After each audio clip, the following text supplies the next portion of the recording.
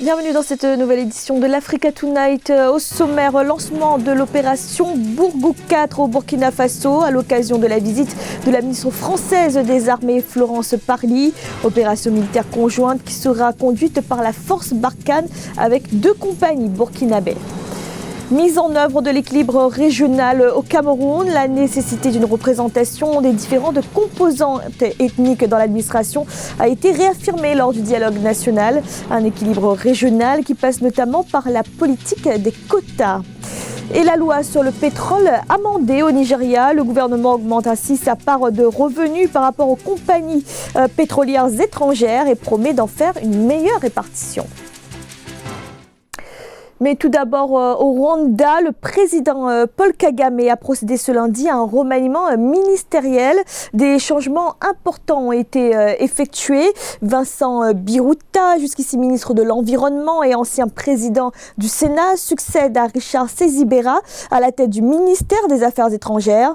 Quant au ministère de la Sécurité intérieure, poste nouvellement créé, il revient au chef d'état-major de l'armée rwandaise, Patrick Nyamvumba. C'est donc un militaire qui dirigera désormais la police nationale. Les attaques terroristes se multiplient au Sahel. Dernière en date, celle qui a coûté la vie au député maire de Djibo au Burkina Faso. Et c'est dans ce contexte tendu que la ministre française des Armées, Florence Parly, effectue une visite dans la région. À l'issue d'une rencontre avec le président burkinabé, Roch-Marc Christian Kaboré, le lancement de l'opération militaire Bourgou 4 a été annoncé. Ange Domenio. L'heure est aux grandes manœuvres dans les pays du G5 Sahel. À l'occasion d'une tournée qu'elle effectue dans la zone, la ministre française des Armées Florence Parly a annoncé le lancement d'une opération militaire contre le terrorisme dénommée Opération Bourgou 4. Cette opération va prendre en compte les frontières du Mali, du Niger et du Burkina Faso. Avec le lancement d'une opération qui s'appelle Bourgou 4, qui est conduite par Barkhane, mais avec la contribution éminente de 2 compagnies burkinabées et qui va se dérouler dans les prochains jours dans cette zone des 3 frontières qui est la zone dans laquelle doit porter l'effort. La visite de la ministre des Armées s'inscrit dans un contexte sécuritaire assez fragile.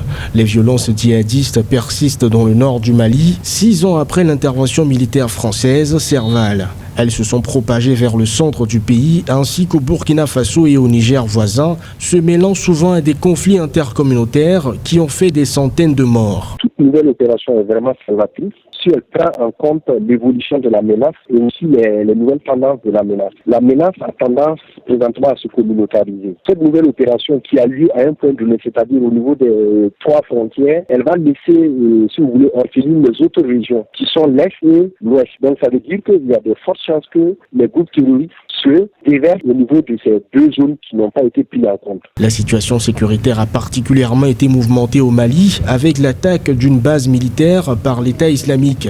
L'assaut a fait 49 morts au sein de l'armée malienne. Les autorités du pays ont décrété 3 jours de deuil national à la suite de ce drame. Et justement, après ces attaques meurtrières au Mali, le président Ibrahim Boubacar Keïta a appelé les Maliens à l'union sacrée derrière leur armée. Un message à la nation diffusé ce lundi. Le chef de l'État qui a également admis la gravité de la situation et indiqué qu'une réunion avec tous les chefs militaires avait eu lieu afin de changer de stratégie avec une part plus importante donnée à l'offensive. Au Cameroun, l'accès à l'administration respecte un critère essentiel, celui de la représentation des groupes ethniques présents dans le pays. Une représentation permise notamment par la politique des quotas. La mise en œuvre de l'équilibre régional a d'ailleurs été réaffirmée lors du grand dialogue national qui a fait l'objet d'une résolution. Corinne Kamsofem. Au cours du grand dialogue national qui s'est tenu du 30 septembre au 4 octobre 2019 à Yaoundé, au Cameroun, la commission numéro 2 chargée du bilinguisme, de la diversité culturelle et de la cohésion sociale formulait parmi ses recommandations la nécessité d'enraciner la diversité culturelle par une mise en œuvre stricte de l'équilibre régional et un accès équitable aux services publics et au corps des forces de sécurité. Tous les pays appliquent la représentation équitable qui au Cameroun a pris la forme de l'équilibre régional. Le vrai reproche que l'on peut faire à ce principe est que notre formule est trop brute, trop visible et plus instrumentalisée par le pouvoir pour entretenir une clientèle assoiffée d'honneur et de richesse et des élites corrompues qui y trouvent le moyen de placer abusivement les leurs. Selon un arrêté ministériel du 4 octobre 1982, le principe de l'équilibre régional dans son souci de protection des minorités prévoit 5% des places pour la région de l'Adamawa, 18% pour l'extrême nord, 7% pour le nord, 15% pour le centre, 4% pour l'est, 4% pour le sud, 13% pour la région de l'ouest, 12% pour le littoral, 12 et 8% pour les régions du nord-ouest et du sud-ouest. Toutes les régions étant déjà relativement scolarisées de la même manière, il faut laisser s'exprimer le principe de la méritocratie. Par contre, de tenir compte d'un certain nombre de régions peut-être qui ont encore des retards à accuser et à ce moment-là, on aurait cette discrimination positive à l'égard de ces régions-là. La politique des quotas ou équilibre régional n'a pas pour fonction d'assurer seulement la simple présence symbolique d'un groupe ethnique sur la scène publique, mais elle garantit avant tout sa capacité effective à prendre part à des décisions qui engagent ses intérêts et ceux des autres groupes. Elle s'étend également dans les sphères décisionnelles que sont l'exécutif, le législatif et même le judiciaire. Le Nigeria s'octroie un meilleur partage des revenus pétroliers. La présidence a annoncé ce lundi avoir amendé la loi sur le pétrole, un amendement qui doit permettre à l'État d'obtenir une part équitable et juste des revenus des ressources naturelles, des revenus qui ont longtemps été plus profitables aux compagnies pétrolières étrangères. Amenedi. Désormais, l'État fédéral du Nigeria percevra bien plus que d'habitude en matière de revenus par rapport aux compagnies pétrolières étrangères. Voté par l'Assemblée nationale, un amendement relatif à la loi sur le pétrole au Nigeria a été signé par la présidence de la République, exigeant une augmentation de la part des intérêts revenant au gouvernement. Il faut considérer que cette mesure est également intelligente parce qu'il est question de tenir compte de l'importance des revenus pétroliers dans l'économie nigériane. Aujourd'hui, frappé par un double malaise. D'un côté, il y a cette baisse de la production qui est tombée autour de à peu près 1,8 million de barils par jour, quand on sait qu'en moyenne, le Nigeria produit 2,5 millions de barils par jour. D'autre part, il y a également le problème du prix du pétrole qui est baissé, comme on l'a dit aujourd'hui, presque en dessous de $60 le baril. Le nouvel amendement prévoit ainsi le paiement de redevances calculées sur des bases fixes selon l'évolution du prix du baril de pétrole ou de la profondeur du puits. Le Nigeria pourrait, grâce à cette nouvelle mesure, gagner jusqu'à 1,5 milliard de dollars d'ici 2021. Cette mesure pourrait aller en faveur des autres secteurs de production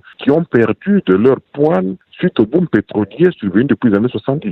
L'agriculture pourrait bénéficier d'une plus grande attention de l'État en affectant une bonne part des revenus dans le développement de l'agriculture, dans le développement de l'industrie légère également qui a été touchée. Le pétrole génère près de 95% des exportations, 80% des revenus fiscaux et un tiers du produit intérieur brut nigérian. Le niveau estimé des réserves serait de 35 milliards de barils, mais a régulièrement progressé ces dernières années grâce à la prospection offshore. 2007-2008, 2 années restées dans la mémoire des Kenyans comme synonyme d'une crise post-électorale violente. Ce sont ces événements que la plateforme Ushahidi entend raconter. Sa créatrice Juliana Rotich a d'ailleurs reçu pour cette initiative le prix allemand pour l'Afrique. Aïssatou Diamanka Besseland. La Kenyane Juliana Rotich a reçu le prix allemand pour l'Afrique 2019 le 22 octobre à Berlin. Le prix récompense son engagement en faveur de la liberté d'expression. Cette pionnière de la révolution digitale en Afrique s'est illustrée lors des violences post-électorales dans son pays en 2018. Avec d'autres développeurs, cette informaticienne de 42 ans a mis en place la plateforme Ushahidi, qui veut dire témoignage en Kiswahili, avec comme seul objectif documenter tous les incidents liés à l'élection présidentielle du 27 décembre 2017. L'idée derrière Ushahidi, lorsque nous avons commencé il y a plus de 10 ans, était de fournir une chaîne, voire un moyen pour les gens de faire des reportages et de dire ce qu'ils voient, où ils se trouvent. Le mot Ushahidi signifie témoin ou à témoin nu. La chancelière Angela Merkel, qui lui a remis le prix, voit Juliana Rotich comme une source d'inspiration dont les réalisations vont bien au-delà des frontières de son pays. Ce prix est une consécration pour la Kenyane qui était sélectionnée sur une liste de 18 nominés. Cela signifie beaucoup pour moi car les gens avec lesquels je travaille sont des jeunes qui veulent faire la différence grâce à la technologie et j'espère que ce prix honore leurs rêves et leurs espoirs pour l'Afrique de continuer à progresser et d'avoir un impact grâce à leurs compétences, notamment celles en technologie, leur capacité de créer des plateformes, mais plus encore leur capacité de résoudre les problèmes qu'ils voient autour d'eux. Depuis, la plateforme technologique a évolué en crowdsourcing. La lauréate est désormais déterminée pour aider les gens à s'organiser autour des élections pour surveiller et rendre public le processus électoral de la Zambie au Panama en passant par le Mexique et de nombreux autres pays encore. En Tunisie, le festival du film de Carthage vient de se clôturer, un événement incontournable du cinéma tunisien qui, à côté des paillettes, s'intéresse également au sort des détenus. Et pour la 4e année consécutive, quelques milliers de prisonniers ont pu assister à des projections de films. Gladys Mwamba. Évasion le temps d'une projection pour quelques milliers de prisonniers de la capitale tunisienne. Plus de 6000 détenus ont pu visionner des longs métrages projetés dans une salle de cinéma improvisée à l'occasion de la 30e édition du Festival du film de Carthage. Une initiative prise en coopération avec l'Organisation mondiale contre la torture pour contribuer à la réinsertion des prisonniers.